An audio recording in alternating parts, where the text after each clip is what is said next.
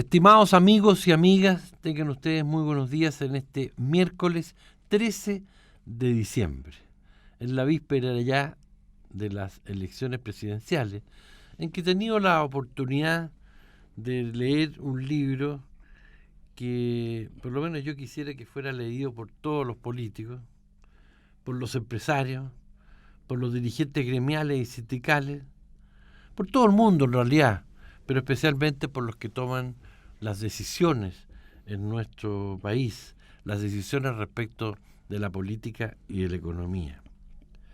Capitalismo del siglo capitalismo del siglo XXI, una mirada, desde los bienes públicos.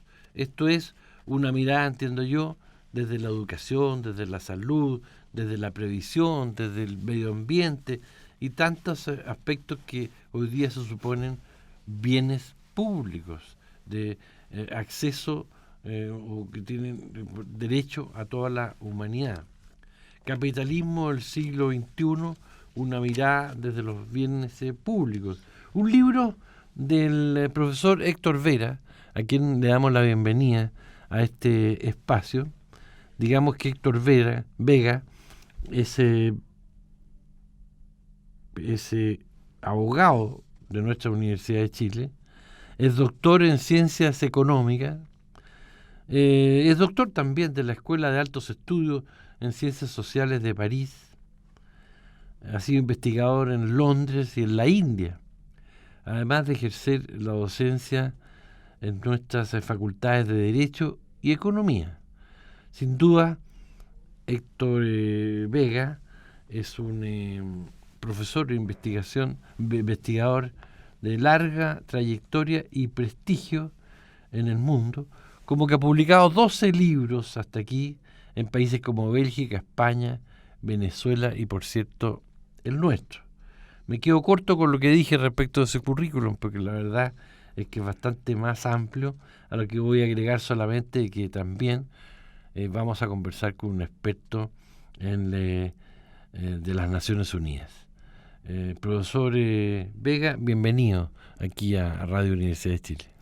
Muchas gracias por la entrevista. Sí, bueno, este capitalismo del siglo XXI a mí me ha dejado realmente abrumado. Tengo que partir con reconociéndole este estado de ánimo. Abrumado por lo que ocurre en el mundo, especialmente en la economía, por la desigualdad, por la concentración de la riqueza, por la forma en que siguen en la pobreza y la marginalidad tantos seres humanos, como se consigna en esta investigación, en este libro que usted nos presenta, un libro, digamos, de paso, de la editorial Forja, que yo recomiendo vivamente a nuestros auditores, telespectadores y lectores. Me imagino que quien hace una investigación de esta naturaleza también debe quedar muy abrumado. ¿Cuál es su sentimiento respecto de lo que está pasando?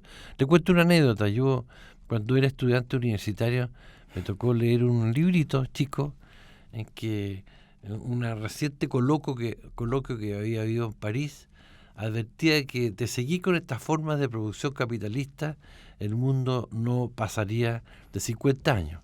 Hemos pasado los 50 años, pero parece que estamos ya viviendo los trastornos del cambio climático y otros fenómenos que son asignados a esta forma de producción capitalista. Siempre me quedo grabado en la conciencia ese libro, y hoy día lo he tenido muy presente al leer el suyo, porque lo cierto es que parece que estamos en una situación límite. ¿Cuál es su parecer, profesor, al respecto?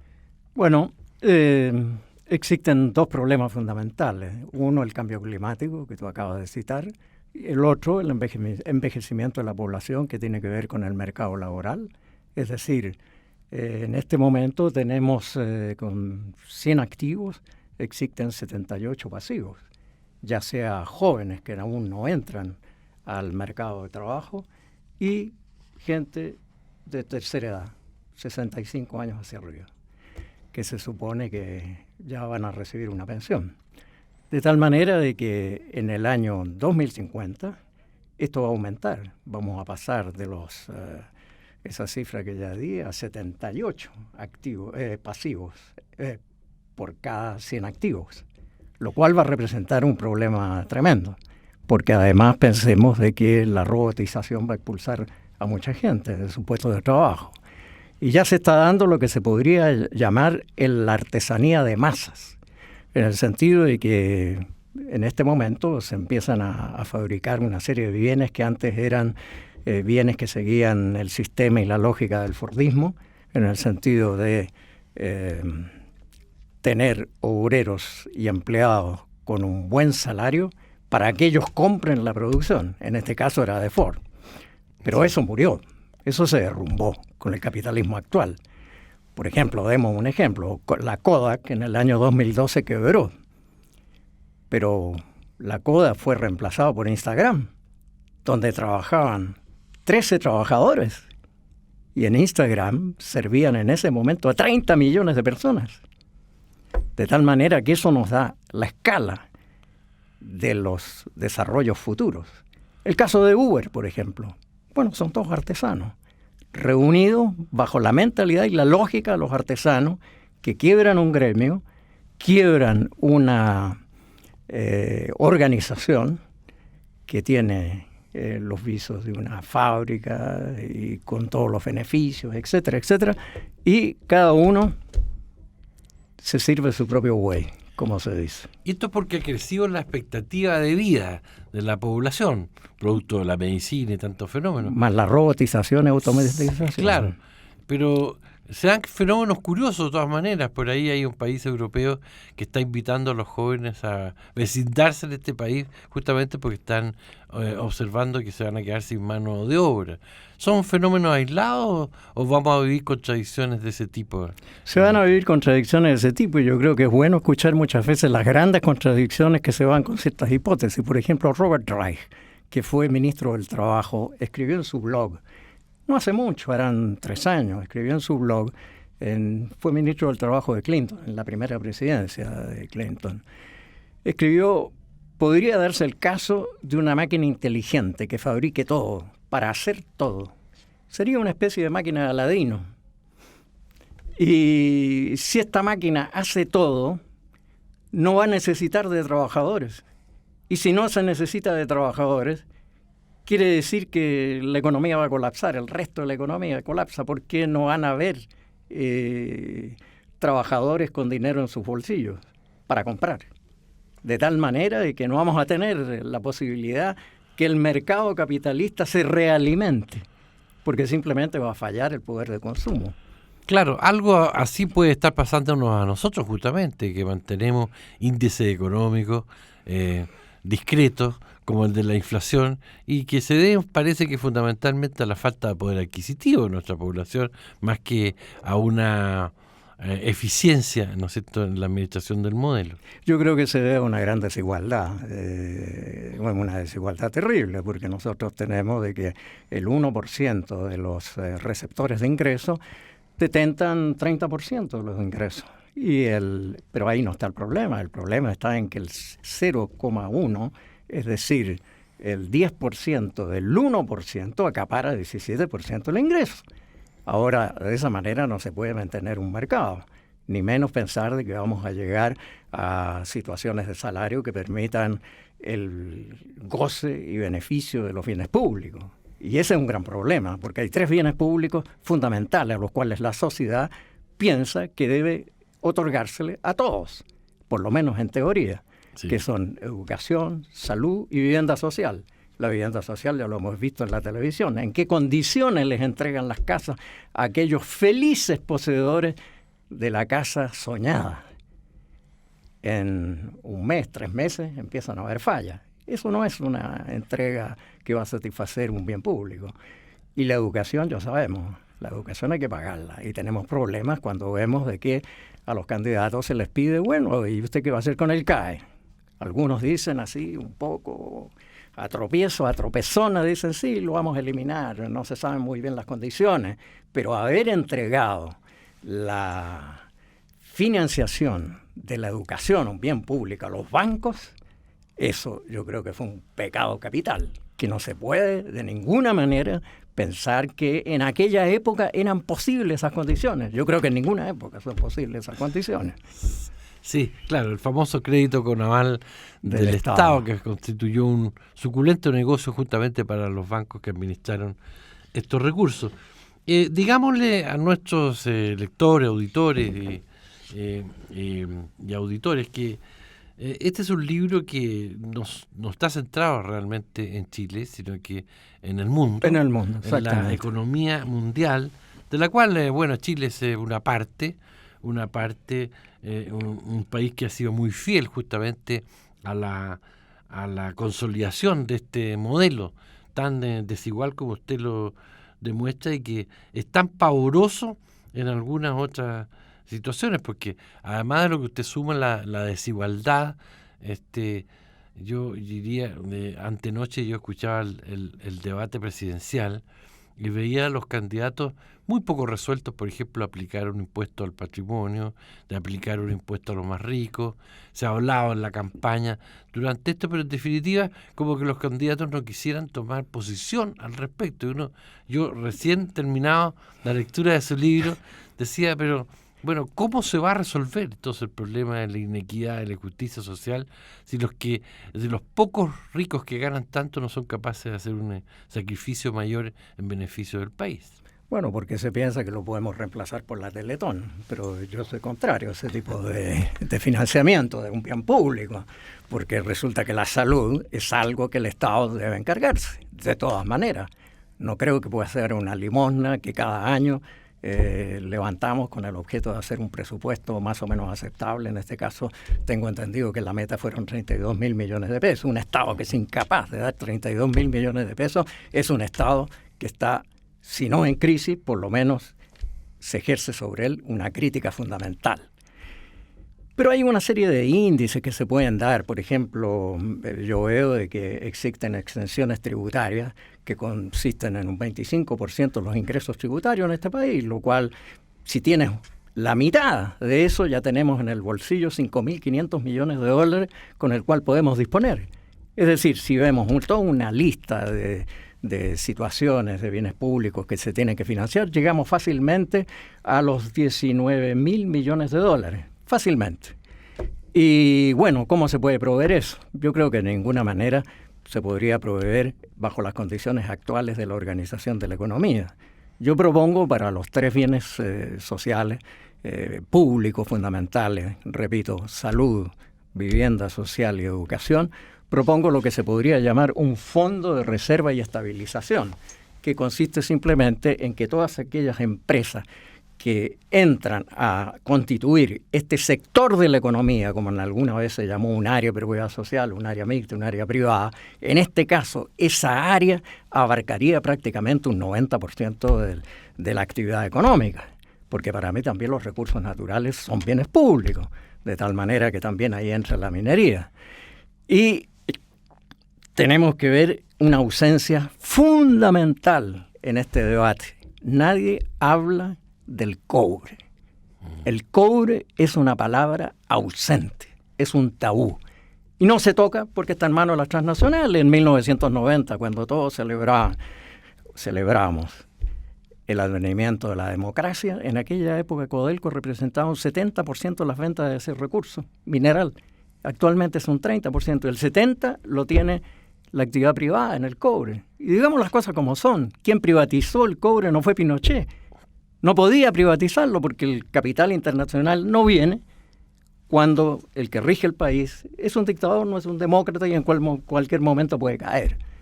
En consecuencia, la situación se revertió, pero no por ello los recursos que le llegaban al Estado. Exactamente. Ahora sabemos también que los recursos que le llegan al Estado son los producto de la recaudación por impuestos, porque hay otros estados que tienen un papel mucho más activo en la economía, son capaces de desarrollar empresas, dar trabajo. Nos acordamos, los que somos mayores, de lo que significó la Corfo, por ejemplo, en nuestro país y las grandes empresas que desarrolló que después terminaron privatizadas. Los candidatos hoy día dicen no hay más plata.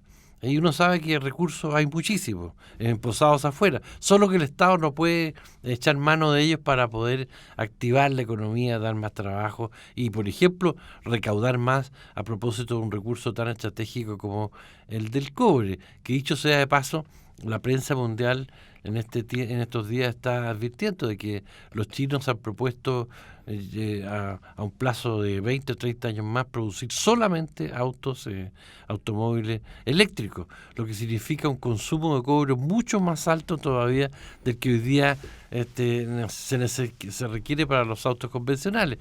Es decir, tenemos todo en función de nuestro progreso, como el cobre y el litio. Sin embargo, son áreas, son actividades, son materias primas que no le pertenecen a todos los chilenos. Tú lo has dicho muy bien. En este momento China es, junto con Japón, son los mayores exportadores de cobre refinado.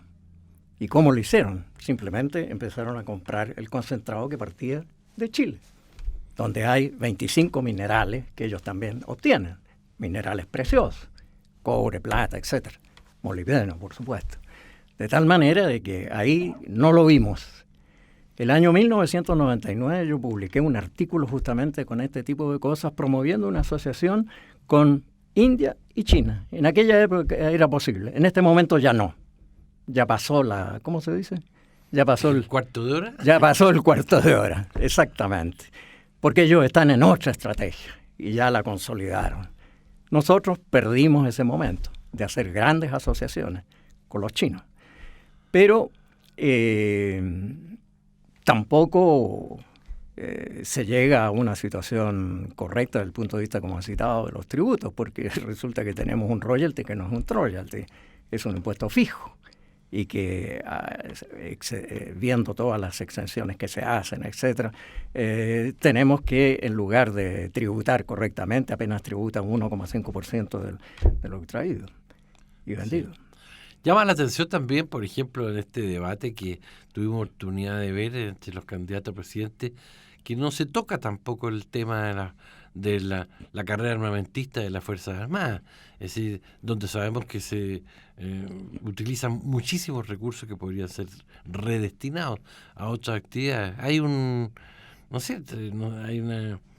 complejo al respecto, un temor, no sé cómo calificarlo, de no decir, bueno, si nos hace falta plata para la educación, para la vivienda digna, para resolver los temas de la salud, ¿por qué no echar mano de los recursos, ¿no es cierto?, que se gastan en la carrera armamentista en nuestro país, que está con bastante superioridad respecto a otros países de la región? Eso implicaría todo un movimiento hacia una nueva concepción geopolítica. En este momento, en lugar de tener grandes amigos, yo creo que somos mirados muchas veces con sospecha acerca de nuestras intenciones. Sí. De tal manera de que hemos desarrollado relaciones exteriores realmente en un nivel que nunca habían llegado a las falencias y las deficiencias que hemos observado. Es decir, yo creo que eso no es posible seguirlo. Pero yo no veo tampoco un cambio en la gente que viene, de tal manera de que ahí tenemos una gran falencia y un punto de interrogación. ¿Es que somos realmente por un proyecto latinoamericano o no lo somos? Exactamente, y la potencialidad que podría tener nuestra economía si arregláramos nuestras tensiones con los países vecinos y nos dedicáramos a explotar en conjunto las materias primas, como se ha dicho en tantas oportunidades. Pero fíjese que su libro también me ha dejado sobrecogido en esto, a propósito de la minería, del daño que le estamos causando a nuestra medio ambiente, con esto de los relaves mineros en todo el norte del país, que nos ubica entre los 5 o 6 países del mundo que más contamina en esta materia, porque muchas veces se habla del CO2, de que China, que Estados Unidos y Europa son los que están contaminando el medio ambiente, la atmósfera. Pero esta contaminación profunda que se está realizando con la explotación minera en nuestro país, que termina impregnando las napas de agua subterránea y otras, me parece pavoroso, profesor. ¿Usted sabe de alguna iniciativa que intente ponerle fin a este horror? Bueno, hay investigaciones a nivel universitario, nuestra propia universidad, también está la Universidad La USACH, la antigua Universidad Técnica del Estado, en que se ha hablado de investigaciones de cómo recuperar los relaves. Ahí hay una investigación profunda, pero muchas veces la investigación, ¿qué es lo que es la investigación y la ecología? Son cosas caras. Y resulta que aquí, cuando llegamos al Ministerio de Hacienda, porque eso tiene que financiarlo muchas veces los privados, el Estado tiene que exigir y los privados tienen que conceder que pueden hacer esas inversiones y gastos. De tal manera de que ahí hay un debe que tiene la actividad privada. Ahí yo cito varias referentes a México, por ejemplo, situaciones que se produjeron en el norte de Chile, etcétera, etcétera. Bueno, dice el profesor que Chile es el tercer país con más relava en el mundo. Y su presencia en el territorio va en aumento. Los depósitos de relave se encuentran metales pesados y químicos. Y todo esto va en aumento, como el cianuro, el arsénico, el plomo, el cadmio, el zinc, mercurio, entre otros. Somos un país que está envenenando su propia naturaleza, su propio medio ambiente. Y es cierto lo que usted dice también, alude a esto en el libro. Esto está produciendo trastornos como los aluviones y otros que hemos podido observar en el último tiempo, sin irnos a los incendios forestales y otros que también son productos de este descuido general por nuestra naturaleza.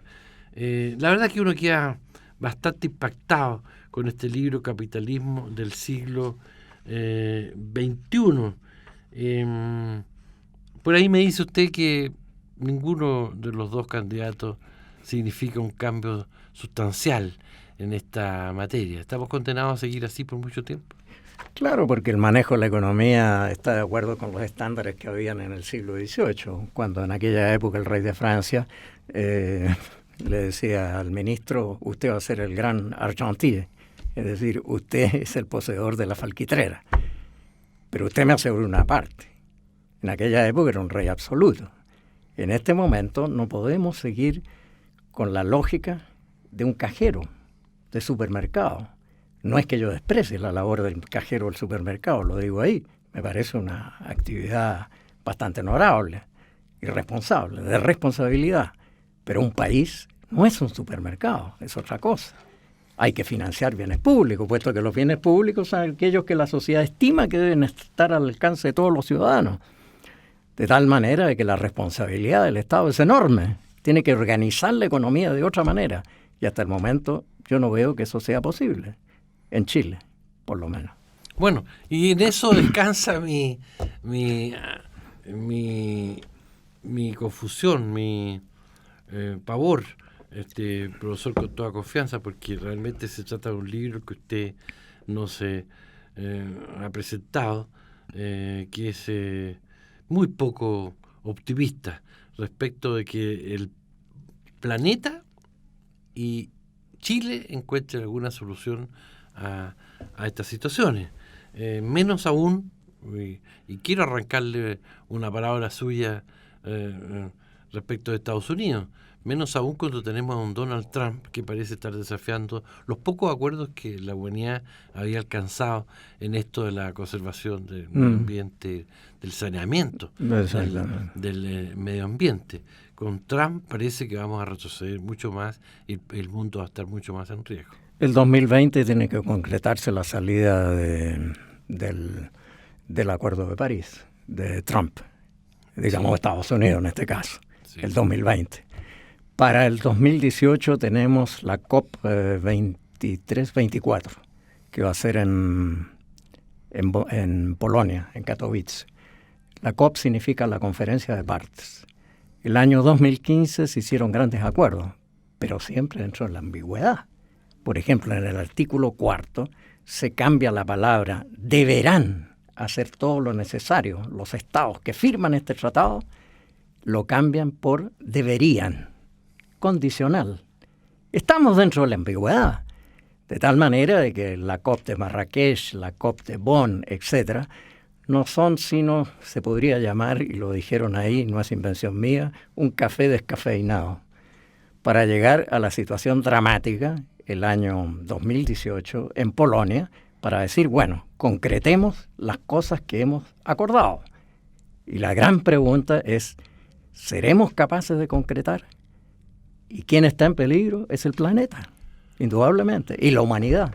Yo creo que el planeta va a seguir en sus condiciones hasta el momento, en 4.000 millones de años, ¿no es cierto?, ya en calidad de estrella roja el sol se lo coma. Y nosotros no sé dónde vamos a estar, pero va a seguir el planeta, y lo que está en riesgo es la continuidad de la humanidad. Eso es lo que hay que entender. Exactamente. Ahora, desde el punto de vista de la ciencia y de la tecnología, que ha pasado a ser un tema importante, lo que los países deben dedicar en relación a su Producto Interno Bruto, a la investigación científica y tecnológica. Sabemos que Chile está muy atrasado también en esa materia respecto de los países de América Latina, de los de la OCDE, o con queramos compararnos al respecto. Pero ¿qué sensación tiene usted? ¿Será posible que los avances tecnológicos nos lleven, por ejemplo, luego a cambiar las formas de